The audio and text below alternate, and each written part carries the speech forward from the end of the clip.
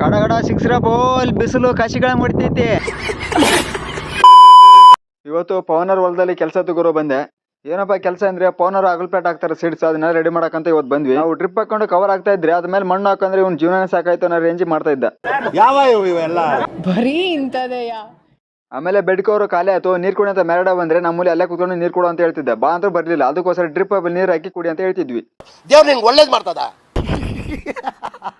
ಇವನಿಗೆ ಬೆಳಿಗ್ಗೆ ಹೇಳಿದ್ವಿ ಈ ಕವರ್ ಆಗಲ್ಲ ಇನ್ನೊಂದು ತಗಮ್ಮ ಅಂತ, ನಾನು ಮಾತು ಕೇಳಿಲ್ಲ, ಅದಕ್ಕೋಸ್ಕರ ಹಿಂಗಂದೆ. ಯಾಕೆ ನಮ್ಮ ಅಯ್ಯೋ ಅನಿಸ್ತಿರ್ಲಿ ಅರ್ಧ ಕೆಲಸ ಮಾಡ್ಸಿ ಅಂತ. ಆಮೇಲೆ ಗಾಡಿ ತಗೊಂಡೋಗಿ ಇನ್ನೊಂದು ಕವರ್ ತಗೊಂಬಂತ ಮತ್ತೆ ಕೆಲಸ ಸ್ಟಾರ್ಟ್ ಮಾಡ್ಕೊಂಡ್ವಿ. A few moments later. ಆಮೇಲೆ ಬೆಡ್ಗೆ ಕವರ್ ಹಾಕೋದೆಲ್ಲ ಮುಗಿತು, ಊಟಕ್ಕೆ ಬರ್ರಿ ಅಂತ ಹೇಳಿದ್ರು. ಕೈ ತಗೊಂಡು ಊಟಕ್ಕೆ ಕೂತ್ಕೊಂಡ್ವಿ. ಆಮೇಲೆ ಊಟ ಮಾಡಿ ಊಟ ಹೋಗಿದ್ದಕ್ಕೆ ಮಾರ್ಕ್ ಮಾಡ್ಕೊಂಡ್ವಿ. ಕಡಗಡ ಸಿಕ್ಸ್ರ ಬೋಲ್ ಬಿಸಿಲು ಕಾಶಿಗಳ ಮಾಡ್ತೈತಿ. ಆಮೇಲೆ ಮಾರ್ಕ್ ಮಾಡ್ಕೊಂಡಿರೋ ಜಾಗದಲ್ಲಿ ಕಟ್ಟಿಗೆನ ತೆಗೆದ್ಬಿಟ್ಟು ಗುಂಡಿನ ತೆಗೆದ್ವಿ. ಆಮೇಲೆ ಮಳೆ ಬರಕ್ ಸ್ಟಾರ್ಟ್ ಆಗ್ಬಿಡ್ತು ಗುರು. ಮಳೆ ಆಗಮನ ಮಕ್ಕನ ನೋಡ್ತೀವಿ ಬರ್ದಿಲ್ಲ.